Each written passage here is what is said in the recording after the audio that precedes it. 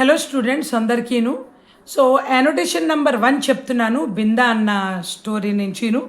So page number 24లో ఉన్నదమ్మా, చూసుకోండి అందరూ. సందర్భ సహిత వ్యాఖ్య అంటే యానోటేషన్ నెంబర్ 1 నంబర్ ఏంటంటే 1 చూడండి. ఫస్ట్ 1 నహీ ఏ తో గత ఆషాఢ మే 14కి హో చుకి, అంటే లేదండి తనైతే లాస్ట్ ఇయరే ఆషాఢ మాసంలోనే 14 ఇయర్స్కి అయిపోయింది, ఏజ్ అయిపోయింది అని చెప్పారు ఇక్కడ సెంటెన్స్.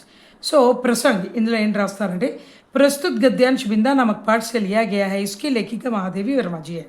ప్రస్తుతము ఈ యొక్క గద్యాంశం అంటే ఈ యొక్క లైన్ ఏదైతే ఉందో, ఈ యొక్క సెంటెన్స్ ఏదైతే ఉన్నదో బిందా అన్న లెసన్ నుంచి తీసుకున్నారు. ఈ లెసన్ని రాసినటువంటి వారు మహాదేవి వర్మాజీ. సో సందర్భము ఏంటి అంటే महादेवी जी सामने बैठ सज्जन को प्रवेश पत्र लौटाते हुए जब कहती है कि उसमें उम्र सही नहीं भरी है, तब ये सज्जन यह जवाब देते हैं. అంటే ఇక్కడ సందర్భం ఏంటంటే మహాదేవి వర్మాజీ ఎప్పుడైతే ఒక స్కూల్లో ఆవిడ వర్క్ చేస్తూ ఉంటారు, ఆవిడ దగ్గరికి పేరెంట్స్ పిల్లల్ని జాయిన్ చేయడానికి వస్తూ ఉంటారు కదా, వచ్చినప్పుడు ఈ బిందా కూడా వస్తుందన్నమాట. బిందాన్ని వాళ్ళ నాన్నగారు తీసుకొని వస్తారనమాట. వచ్చినప్పుడు లెటర్ ఇస్తారు. తను ఇచ్చినప్పుడు పక్కనే కూర్చొని ఉంటుంది బిందేశ్వరి. సన్నంగా ఉంటుంది, చాలా సన్నంగా ఉంటుంది. అయితే తన్ని చూసిగానే మహాదేవి వర్మజీ ఆశ్చర్యపోయి అంటారనమాట, చూడండి అమ్మాయి చాలా చిన్నగా ఉన్నట్టుగా ఉన్నది, చాలా అంటే తను ఎన్ని ఇయర్స్ మీరు ఏదైతే ఏజ్ రాశారో ఈ లెటర్లోని అది తప్పుగా రాశారు అని అంటే, అప్పుడు వాళ్ళ నాన్నగారు అంటారనమాట, లేదు లేదు ఇది లాస్ట్ ఇయరే 14 ఇయర్స్ది అయిపోయింది. అది అనమాట సందర్భము. ఆ సజ్జనుడు ఎవరు కాదు, బిందేశ్వరి వాళ్ళ నాన్నగారు అనమాట. సరే ఇప్పుడు వ్యాఖ్య అంటే చూడండి. ఏక్ సజ్జన్ అప్ని పుత్రి కో స్కూల్ మీద దాఖిల్ కర్వానే ఆయ్ హువే థే, అంటే ఒక సజ్జనుడు వాళ్ళ కూతుర్ని స్కూల్లోని జాయిన్ చేయడానికి వచ్చారు. మహాదేవి जी उस दुबली सी छोटी लड़की पर नज़र डालकर साथ है सज्जन से पूछती है. మహాదేవి వర్మ స్కూల్లో వర్క్ చేస్తూ ఉంటుందన్నమాట. ఆ సన్నంగా ఉండేటువంటి చిన్న పాపని చూసి ఆ పాపని తీసుకొని వచ్చినటువంటి పెద్ద ఆయనతోటి అడుగుతుందన్నమాట, షాయద్ ఆఫీస్ మే ఉస్కి ఉమ్ర సహీ నహీ భరీ హై, మీరు ఇక్కడ ఏజ్ రాశారు కానీ ఆ అమ్మాయి ఏజ్ కంటే చాలా తక్కువగా అనిపిస్తుంది, మీరు తప్పుగా ఏజ్ రాస్తున్నారేమో అని అంటుంది. ఠీక్ కర్ దీజే, సరిగ్గా దిద్దియండి మళ్ళాను అని అంటుంది.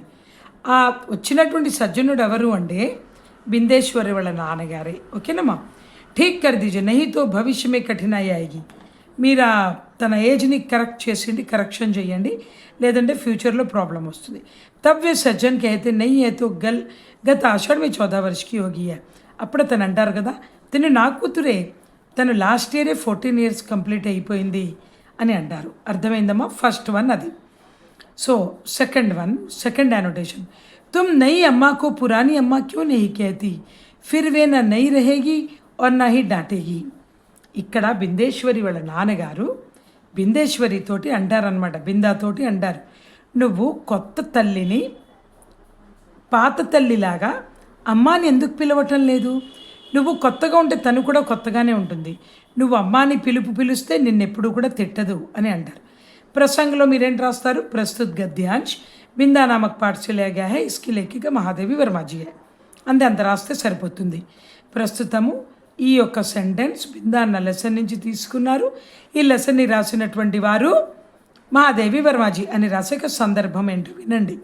जब बिंदा महादेवी वर्मा को बताती है कि तारा बनकर मेरी माँ ऊपर से देखती रहती है और वो सज घर कर घर में आई है, सज धज कर, वह नई अम्मा है. బిందేశ్వరి మహాదేవి వర్మకి best friend. Mahadevi Varma and Bindeshwari ఇద్దరు మంచి ఫ్రెండ్స్ అనమాట. సో మహాదేవి వర్మతో ఎప్పుడు షేర్ చేసుకుంటూ ఉండేది దాని బాధల్ని. సో మహాదేవి వర్మతోటి అంటుందన్నమాట, మా అమ్మ చనిపోయిన తర్వాత స్టార్ అయిపోయి వెళ్ళిపోయింది, అక్కడి నుంచి నన్ను రోజు చూస్తుంటుంది ఆకాశంలోంచి అని అంటుంది. మా ఇంటికి వచ్చింది కదా తయారయ్యి బాగాను, సజ్ ధజ్కర్ అంటే ఏంటంటే బాగా తయారయ్యి వచ్చినటువంటి అమ్మ కొత్త అమ్మ. తబీ ఆ వాక్య మహాదేవి వర్మ అప్ని సహేలీ బిందా సే कहती है. అప్పుడు మహాదేవి వర్మ ఈ మాట అంటుంది ఏంటి, तुम नई अम्मा को पुरानी अम्मा क्यों नहीं कहती, फिर वे ना नई रहेगी और ना ही डांटेगी. వాళ్ళ నాన్నగారు కాదు, సో వాళ్ళ బిందేశ్వరితోటి మహాదేవి వర్మ అంటుంది, నువ్వు పాతమ్మలాగి ఈవిడ్ని ఇక్కడ కొత్తమ్మని కూడా అమ్మాని పిలవచ్చు కదా, అప్పుడు నిన్ను ఆవిడ కొట్టదు కూడాను, ఆవిడకి నచ్చుతుంది కదా అని అంటుందన్నమాట. వాళ్ళ నాన్నగారు కూడా అంటారు ఒకసారి, కానీ ఇప్పుడు మాత్రం ఇక్కడ బిందేశ్వరి తోటి మహాదేవి వర్మ అన్నట్టుగా చూపించారు ఇక్కడ. ఓకేనా. వ్యాఖ్య. बिंदा की सौतेली माँ का उस पर अत्याचार होते देखकर लेखक को बहुत दुख होता है. వ్యాఖ్యలు అంటే బ్రీఫ్లీ డిస్క్రైబ్ అండ్ డిస్క్రిప్షన్లో ఏంటి రాశారంటే, బిందా తాలూకా సవితి తల్లి, సౌతలి అంటే సవితి తల్లి, ఇంగ్లీష్లో అయితే స్టెప్ మదర్, ఆ బిందా మీద చేస్తున్నటువంటి అత్యాచారాన్ని చూసి మహాదేవి వర్మ, లేఖిక కదా ఆవిడ, లేఖిక అంటే ఆథర్, ఈ లెసన్కి రాసినటువంటి వారు ఆవిడే. సో ఆవిడ అంటుంది, చాలా బాధపడుతుంది. उनके बाल सुलभ मन में यह बात बैठ जाती है कि जिस अम्मा को ईश्वर बुला लेता है वह तारा बनकर ऊपर से बच्चों को देखती रहती है. నార్మల్గానే మహాదేవి వర్మ చిన్నది అండ్ బిందా కూడా చాలా చిన్నది, ఇద్దరు ఫ్రెండ్స్ కదా. సో తను అంటూ ఉంటుంది, మా అమ్మ స్టార్ అయిపోయి పైకి వెళ్ళిపోయింది, స్టార్గా మారిపోయింది, మా అమ్మ నన్ను చూస్తున్నదని. అప్పుడు బిందాతో అంటుంది అనమాట, నువ్వు కొత్త అమ్మని కూడా పాత అమ్మలాగే అమ్మాని పిలవచ్చు కదా, అప్పుడు నేను ఎప్పుడు తిట్టదని. సో ఇందులో వ్యాఖ్య ఏంటి ఇచ్చారు అంటే, బిందా వాళ్ళ సౌతి తల్లి వల్ల చాలా బాధలు పడుతూ ఉంటుంది. ఈ మాటను చూసి లేఖిక అంటే మహాదేవి వర్మ చాలా బాధపడి, ఆవిడకి ఇవన్నీ చూసిన తర్వాత మనసులో నా బాధ ఉండిపోతుంది. ఆవిడ అనుకుంటుంది మహాదేవి వర్మ, అమ్మ భగవంతుడి దగ్గరికి వెళ్ళిపోతే అమ్మ స్టార్ అయిపోతుంది, అంటే తారగా మారిపోతుంది, అక్కడి నుంచి మనని చూస్తూ ఉంటుంది. और जो बहुत सच धज के घर में आती है वह बिंदा की नई अम्मा जैसी होती है. ఎవరైతే ఏమి పట్టించుకోరు, బాగా తయారై ఎప్పుడు కూర్చొని అన్ని పనులు చేయిస్తూ ఉంటారు, అలాంటి వాళ్ళు నిజమైన అమ్మ కాదు, సవితి తల్లిలే అలా ఉంటారు, నిజమైన అమ్మ అయితే అలా ఉండదు అని ఒక మనసులో మాట ఉండిపోతుంది మహాదేవి వర్మ. అంటే ఆవిడ మనసులో ఈ మాట ఉండిపోతుంది బిందా తాలూకా లైఫ్ని చూసిన తర్వాత. వా బిందాకి నై అమ్మ జేసి హోతీ హై. ఎవరైతే కూతుర్ని బాగా బాధ పెడుతుంటారో వాళ్ళు బిందా వాళ్ళ మదర్ లాగే ఉంటారు, స్టెప్ మదర్ లాగే అని అనుకుంటుంది. लेखिका की वृद्धि सहज ही पराजय स्वीकार करना नहीं जानती. లేఖికా की వృద్ధి సహజి, లేఖిక మనసులో ఉండేటువంటి బాధ ఏదైతే ఉందో అది ఏంటంటే పరాజయము, అంటే ఓడిపోవడం అన్నది తట్టుకోలేకపోతుంది.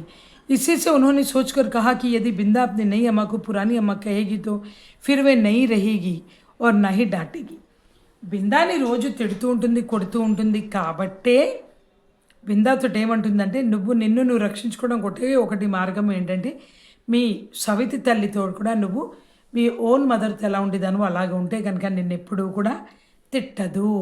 సో ఇదమ్మా సెకండ్ యానోటేషన్. ఓకేనా. సో అందరూ కూడా ఈ 2 యానోటేషన్స్ చదవండి. ఏమైనా డౌట్ ఉంటే నన్ను కామెంట్స్లో మీరు అడగవచ్చును. Thank you.